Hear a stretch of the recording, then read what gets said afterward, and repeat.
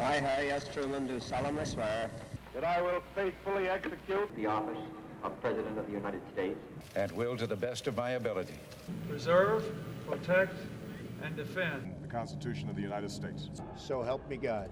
Congratulations, Mr. President. Inauguration Day is an affirmation of the enduring American ideal of self-government.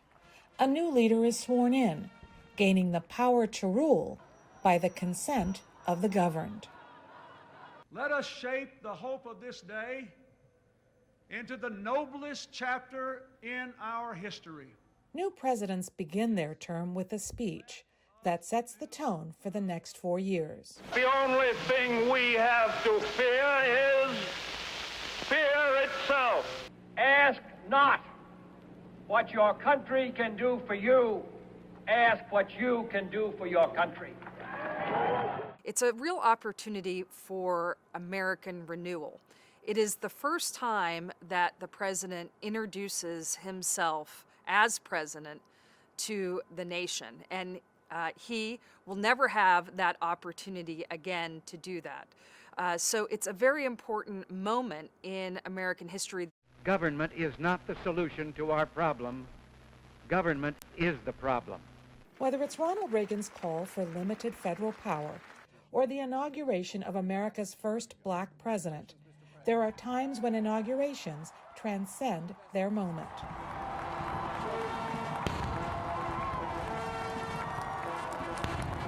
They live on in national memory because they speak to something more fundamental about the country and about the period in which it is passing. It can also be a time for symbolic gestures.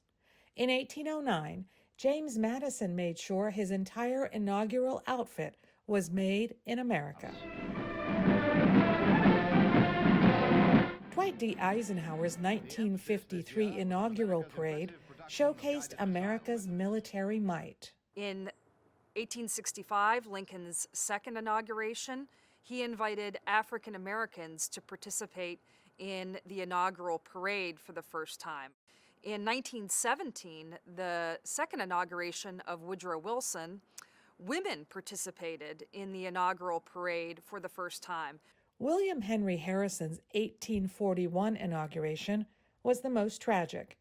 At 68, the oldest man ever elected president at the time gave the longest speech in inaugural history, over an hour, despite freezing temperatures. He wanted to prove that he was vigorous and that he was up for the job as president. Harrison fell ill that evening and died a month later. He remains the shortest-serving U.S. president in history. Inaugurations have grown from simple affairs into extravaganzas. The birth of television made visuals more important, but the increasing weight of the job might also play a role. As the duties, the responsibilities of the president has grown, I think we've seen the inaugurals take on a larger than life atmosphere with the parties and the parades. A celebration of the endurance of American democracy. Dora McQuarr, VOA News, Washington.